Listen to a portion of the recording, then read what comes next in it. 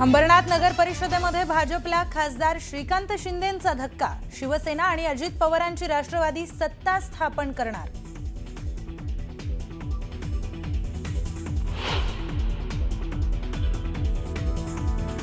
तर भाजपने जर परवानगी दिली ना तर एकनाथ शिंदेचा टांगा पण पलटी करेल आणि घोडे पण बेपत्ता करून टाकेल। फरार नाही, बेपत्ता करून टाकेल। भाजपने परवानगी दिल्यास एकनाथ शिंदेंचा टांगा पलटी घोडे फरार करणार। शिंदेंनीही मला हलक्यात घेऊ नये। न्यूज 18 लोकमतला दिलेल्या विशेष मुलाखतीत गणेश नाईकांचं विधान। पण बेपत्ता करून कोणी मनावर घेतला ते त्याला म्हटलं असेल तुझ्या हिंमत असेल ना तुझ्या पक्षातर्फे तू उभा राहा आणि भाजपतर्फे आम्ही उमेदवार करतो, पुढच्याला तू आहेस का बघ। भाजपची मदत न घेता स्वतःच्या हिमतीवर निवडणूक लढवून दाखवा। गणेश नाईकांचं एकनाथ शिंदेंना थेट चॅलेंज।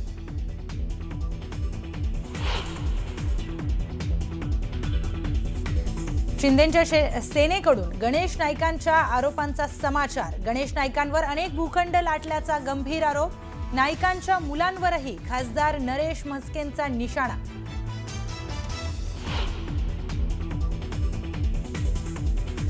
बीडच्या परळीमध्ये पुन्हा नवीन समीकरण। शिवसेना राष्ट्रवादीची एमआयएम सोबत युती, तर प्रचारावेळी एमआयएम कडून पंकजा मुंढेंवरच करण्यात आले होते गंभीर आरोप।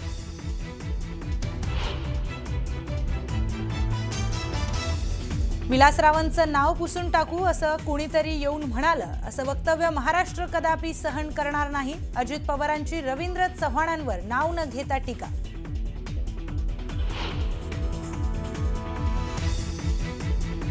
दिल्लीहून जे सांगितलं जाणार तेच फडणवीसांना ऐकावं लागणार।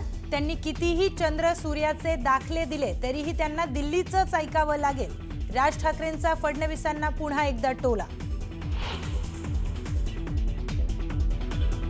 जालन्यात युतीत लढावं असा आमचा पूर्णपणे प्रयत्न होता, पण काहींनी खोडा घातल्याने युती दुभंगली। युती त्यांनी तोडली, आम्ही नाही। अर्जुन खोतकर यांचं मोठं विधान।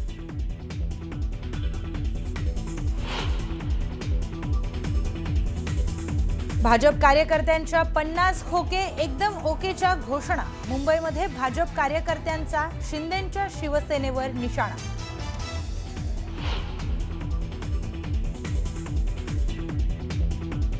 आणि कोल्हापुरात सतेज पाटील यांना मोठा धक्का। गोकुळचे माजी अध्यक्ष शिंदेंच्या शिवसेनेमध्ये जाणार। विश्वास पाटील उद्या शिंदेंच्या उपस्थितीत करणार पक्षप्रवेश। नमस्कार, मी प्रियांका लाठी। आपण पाहताय न्यूज 18 लोकमत। बातमीपत्राच्या सुरुवातीलाच एक मोठी बातमी समोर येते। ठाण्यामध्ये महायुतीतील शिवसेना आणि भाजप एकत्र लढत असले तरी नवी मुंबईमध्ये भाजप आणि शिवसेना एकत्र लढत नाहीयेत। त्यामुळे गणेश नाईकांनी एकनाथ शिंदेंवर हल्लाबोल करत थेट आव्हान दिलंय। भाजपने परवानगी दिल्यास शिंदेंचा टांगा पलटी करू। शिंदेंनी माझ्या नादी लागू नये, हलक्यात घेऊ नका असा घणाघात गणेश नाईकांनी केलाय। तर भाजपने ठरवल्यास ठाणे कल्याणचा खासदार भाजपचा होईल आणि शिंदेंनी भाजपची मदत न घेता स्वतःच्या हिमतीवर निवडणूक लढवून दाखवा असं चॅलेंज देखील नाईकांनी शिंदेंना दिलाय। त्यामुळे नवी मुंबई महापालिकेच्या निवडणुकीमध्ये महायुतीचाच वादाचा भडका उडाल्याचं चित्र आहे।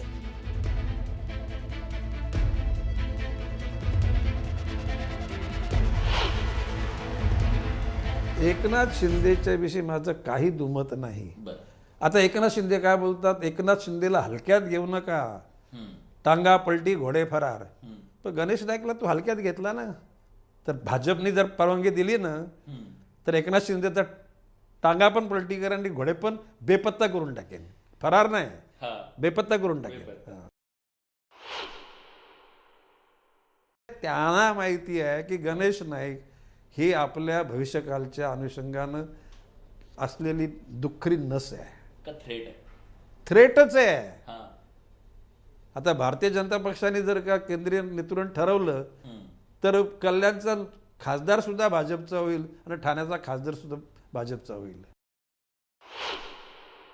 अरे तुमचं शहर कुठं आहे ते बघा ना।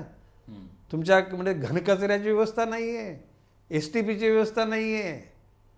खासदारांनी खूप मनावर घेतलंय नवीन। अरे कोणी मनावर घेतला ते त्याला म्हटलं असेल तुझ्या हिंमत असेल ना तुझ्या पक्षातर्फे तू उभा राहा आणि भाजपतर्फे आम्ही उमेदवार करतो, पुढच्याला तू आहेस का बघ।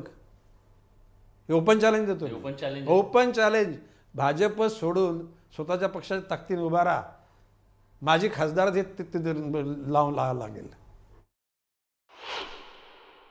माझ्या नांदाला लागला ना तर गणेश नाईकचं का ते शिल्लक काही नाही राहिलं.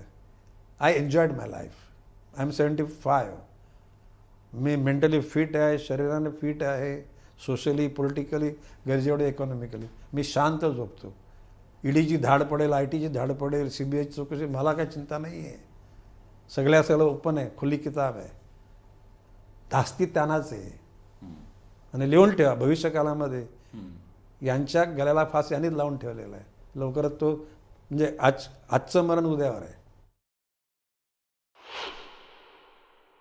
हे बघा, गणेश नाईक म्हणजे भारतीय जनता पार्टी नाहीये. नवी मुंबईमध्ये भारतीय जनता पार्टी लढत नाहीये, तर NJP आहे, नाईक जनता पार्टी लढते. अधिकृत भारतीय जनता पार्टीच्या उमेदवाराविरुद्ध आपला मुलगा उभा करणं राष्ट्रवादी शरद पवार गटातून काय आलं भाजपाशी संबंध.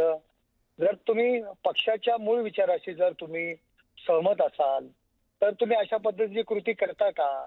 आणि एकनाथ शिंदे साहेबांबद्दल जर म्हणाल तर यांना पोटदुखी आहे की गणेश नाईक मंत्री असताना एक नगरसेवक म्हणून काम करणारा, एक कामगार वस्तीत राहणारा गरीब तरुण या राज्याचा मुख्यमंत्री बनतो, उपमुख्यमंत्री बनतो, राज्याच्या राजकारणातला केंद्रस्थानी असलेला नेता बनतो. त्याबद्दल त्यांच्या मनात एक पोटदुखी आहे एकनाथ शिंदे साहेबांच्या संदर्भात, म्हणून अशा पद्धतीची वक्तव्य करतायत. आणि आता मी म्हणतो विनाश काले विपरीत बुद्धी अशी परिस्थिती आहे त्यांची. त्यामुळे ते अशा पद्धतीची वक्तव्य फास लावून घेतलेला आहे. काय म्हणताय ते म्हणतात शिंदेंनी स्वतःच्या गळाला फास लावून घेतलेला आहे आणि जर भाजपनं परवानगी दिली तर शिंदेंचा टांगा पलटी करू. अरे तुम्ही जे टांग्यात बसलायत ना त्यांना म्हणा, तुम्ही जे टांग्यात बसलायत, जंगलामध्ये जो टांगा फिरतोय तो एकनाथ शिंदे साहेबांमुळेच मिळालेला आहे. एकनाथ शिंदे साहेबांनी जर भूमिका घेतली नसती आणि नवी मुंबईच्या ठेवींमधला पैसा खाल्लाय असा आरोप सुद्धा ते करतायत. युतीचं सरकारच आलं नसतं आणि तुम्ही मंत्रिपद राहू शकला नसतात. मंत्रिपद जे तुम्हाला मिळालेलं आहे ना, जे जंगलात फिरण्याकरता दिलेलं आहे, ते एकनाथ शिंदे साहेबांनी घेतलेल्या भूमिकेमुळे मिळालेलं आहे. आणि नवी मुंबईमध्ये आता तुमचा टांगा पलटी होणार आहे म्हणून अशा पद्धतीने तुम्ही सैरभैर झालेला आहात. खरं तर एकदा जर मुंबईमध्ये जर दोघे एकत्र बसलेले आहेत तर तितक्याच एक जीवाने त्यांनी इतरत्र सुद्धा बसलं पाहिजे. परंतु भाजपाची जी आतापर्यंतची नीती आहे ती वापरा आणि फेकून द्या आहे. मुंबईमध्ये जिथे शिंदेंना भाजपने सोबत घेतलंय तिथे अंबरनाथमध्ये मात्र शिंदेंना सोयीस्करपणे बाजूला ठेवलेलं आहे. आणि गणेश नाईक ज्या अर्थी एवढं सगळं बोलतात तर हे निश्चितच भाजपच्या परवानगीशिवाय ते बोलत नाहीयेत. भाजपने हा सिग्नल दिल्यावरच गणेश नाईक एवढं बोलू शकतात. पिंपरी चिंचवडमध्ये ज्या पद्धतीने महेश लांडगे अजितदादांच्या अंगावर जाण्याची हिंमत करतात ती भाजपने ग्रीन सिग्नल दाखवल्याशिवाय नाही. याचा अर्थ भाजपा स्वतः बलशाली होत असताना ज्यांच्या आधारावर सत्ता बनवली त्या दोघांची आता गरज सरो वैद्य मरो अशा पद्धतीने वागत आहे स्पष्ट आहे. पण ताई याच्यामध्ये आणखी एक मुद्दा तो म्हणजे ज्या वेळेला गणेश नाईक बोलतात त्यावेळेला गणेश नाईकांचा शब्द म्हणजे भाजपचा नाही असं शिवसेनेचे नेते म्हणतात. त्याच्यावर प्रतिक्रिया सुद्धा आपण घेतलेली होती. नाही, आता ते त्यांचं काय, त्यांना काय म्हणून स्वतःचं समाधान करून घ्यायचं तो त्यांचा प्रश्न आहे. पण भाजपा हा एक शिस्तबद्ध पक्ष आहे आणि पक्षाची शिस्त मला नाही वाटत की त्यांच्यातला कोणी मोडू शकत असेल. म्हणून वरून जोपर्यंत या सगळ्या गोष्टींवर सिग्नल मिळत नाही तोपर्यंत खाली एकही नेता बोलणार नाही.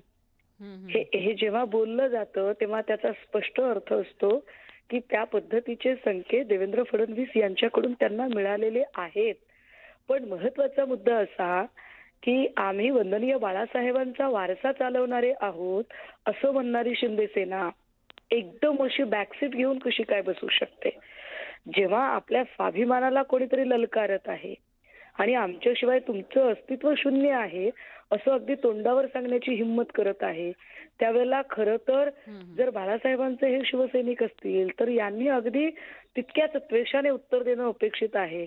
पण ज्या पद्धतीने आता हे सगळे प्रवक्ते एकदम 2 पावलं मागे येऊन अगदी ज्याला काय म्हणता येईल सपशेल शरणागती पत्करत आहेत, हे निश्चितच बाळासाहेबांचे वारसदार असू ताई, शकत नाही.